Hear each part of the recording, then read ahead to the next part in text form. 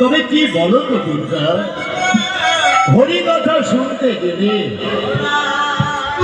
হরি কথা বলতে গেলে কোন আন কথা যদি কানে আসে, হরি কথা শোনা যায় না, হরি কথা বলাও যায় না।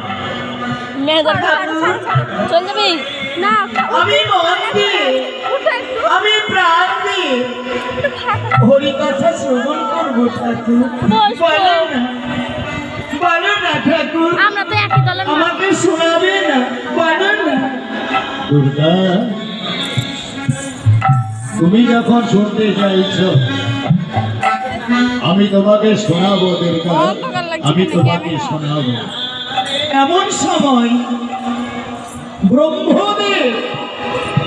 ব্রহ্মদেবের পুত্র অত্রিমণি এবং গোলকপতি বিষ্ণুদেব তারাও গিয়ে ওই দেবসভায় উপস্থিত হয়েছে।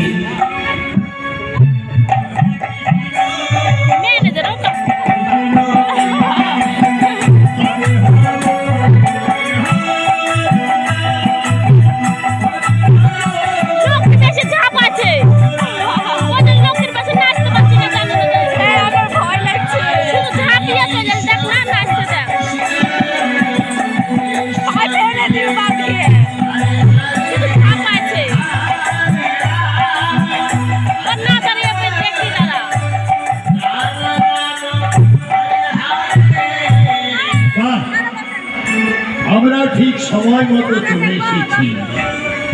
আমরা তাহলে আজকে হরিকথা সবাই শ্রবণ করব তোমার মুখে।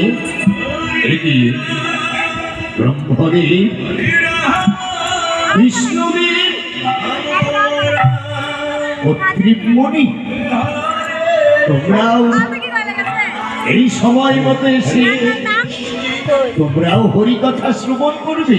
হ্যাঁ, আজকে আপনার মুখে আমরা সবাই তাহলে হরিকথা শ্রবণ করবো।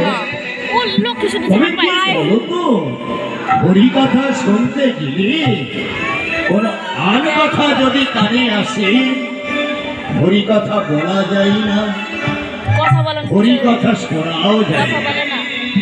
না, আমরা আজকে সবাই এক মনে এক প্রাণী, আমরা সবাই হরিকথা শ্রবণ করব।